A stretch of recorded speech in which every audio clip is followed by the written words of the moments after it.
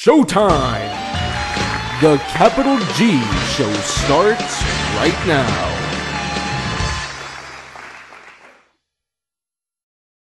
What's up, YouTube? Capital G here, talking about Jackpot 7, which seems to be topic numero uno of discussion today. I think a lot of that has to do with the fact that it's a brand new, fresh win condition. We haven't had one in a long time, at least one that doesn't require you to use some shitty-ass, impossible to get out monster and then have to use its completely unreliable situational effect as well. You know, so for those of you guys who haven't checked your subscription box today, let me enlighten you. It's called, once again, Lucky 7. It's a spell card from Primal Origins.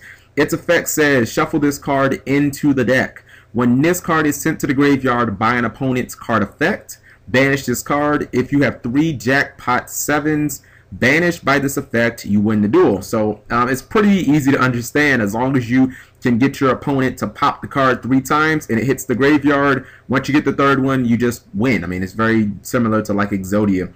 Okay, so the first thing that I liked about the card is, unlike something extremely unrealistic like Destiny Board, which takes what, like 5 turns and locks your entire back row, the win condition of this card is at least practical. I mean, if you were playing the game of Yu-Gi-Oh right now, or you've been playing lately, you know that back row get popped all the time, whether it's Marksman, Gorilla, MST, Dracosac, Icarus, Hornet, whatever.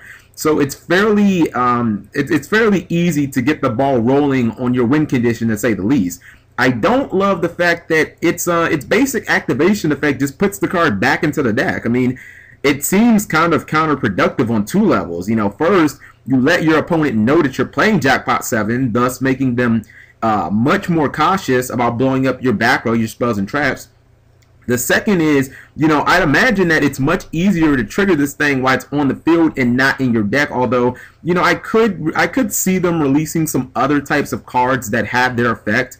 My guess would be that Konami is going to release some cards very similar to Dark Deal, ones that, you know, change your opponent's actions into maybe destruction of cards in your deck.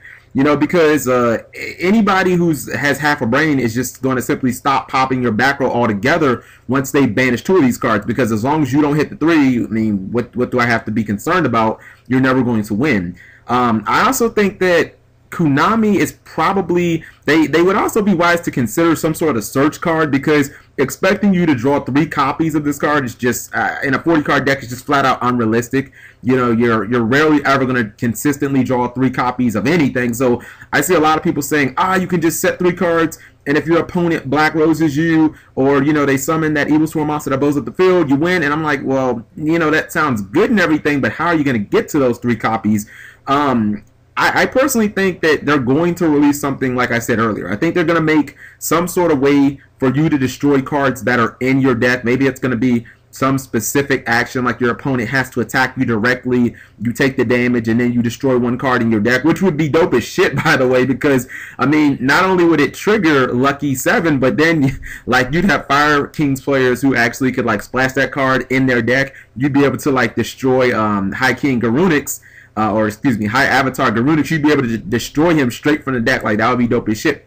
So I guess, you know, my thoughts on this card is I like the fact that it's practical. Seems a little counterproductive. Although the script hasn't been written on this card, I really don't see any way that they're just going to release this solo. You know, maybe not in Primal Origins, but I would just have to imagine that in the set after that, they're going to release at least a couple of cards that work in conjunction with this. My guess would be, again, they're going to make some way for you to blow cards up while still in your deck. So let me know what you guys think. The artwork on here is fantastic, by the way. I like any cards that have to do with the Pot of Greed theme. Thank you guys for watching, as always. Subscribing makes life happy.